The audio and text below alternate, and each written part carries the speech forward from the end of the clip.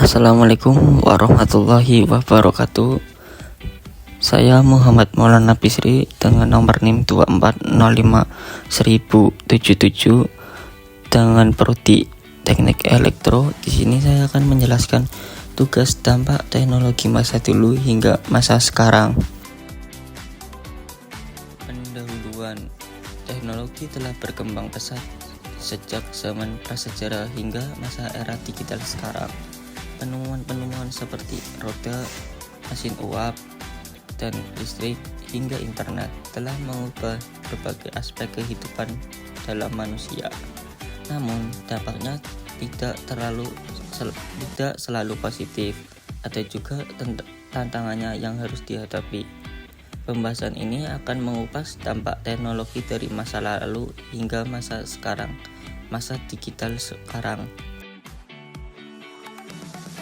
Dampak positif teknologi masa dulu.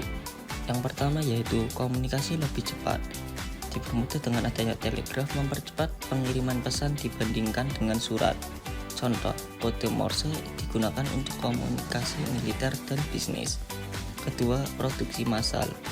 Revolusi industri memperkenalkan mesin-mesin otomatis yang tampaknya menjadi barang lebih murah dan tersedia luas. Ketiga, yaitu transportasi modern. Kereta api dan kapal uap mempercepat perdagangan global.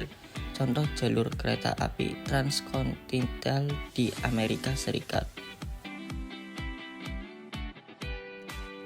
Dampak positif teknologi masa kini. Yang pertama yaitu internet dan akses informasi. Mesin pencari dan platform online mempercepat pembelajaran. Contoh, Wikipedia, kursus online seperti Coursera. Yang kedua yaitu konektivitas global. Media sosial mempererat hubungan lintas budaya dan geografi. Contohnya yaitu Facebook, Twitter, dan Zoom. Ketiga, kemajuan alat medis. Alat diagnosis modern meningkatkan harapan hidup. Contoh, MRI, operasi robotik. 4. Otomasi dan AI. Teknologi ini mempercepat proses industri dan penelitian. Contohnya berupa robotik di pabrik, analisis data besar atau big data. Dampak negatif teknologi masa dulu. Yang pertama, polusi lingkungan. Pabrik-pabrik revolusi industri mencemari polusi udara dan air. Contohnya berupa penggunaan batu bara yang menghasilkan asap beracun. Kedua, ketimpangan sosial. Teknologi hanya dapat diakses oleh kelas kaya. Dampaknya berupa buruh bekerja dalam kondisi buruk. Dan yang ketiga, pengangguran teknologi. Mesin menggantikan tenaga manusia di pabrik. Contoh, pekerjaan manual seperti penenun tradisional tergeserkan oleh mesin.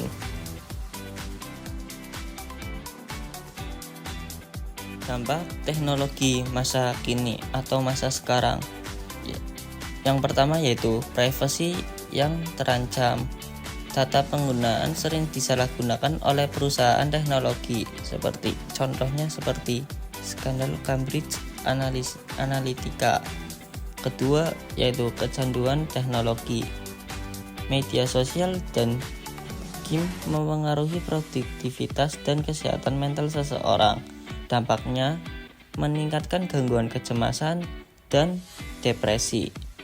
Ketiga, pengangguran teknologi.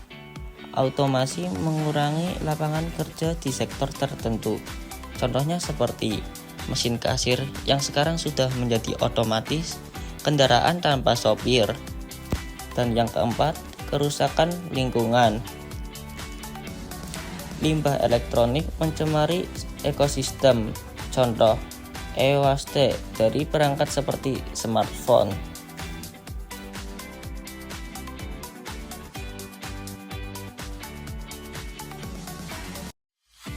Dampak teknologi di berbagai sektor. Yang pertama, dalam sektor pendidikan. Dampak positifnya yaitu e-learning meningkatkan akses pendidikan. Dampak negatifnya berupa kesenjangan digital di daerah terpencil dan pelosok-pelosok pulau. Kedua, transportasi.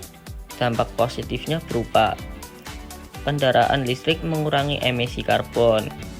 Dampak negatifnya yaitu infrastruktur kendaraan modern belum terlalu merata. Yang ketiga, kesehatan. Dampak positifnya yaitu alat medis modern meningkatkan diagnosis. Dampak negatifnya, biaya teknologi medis yang sangat mahal dan tidak dapat dijangkau oleh masyarakat miskin.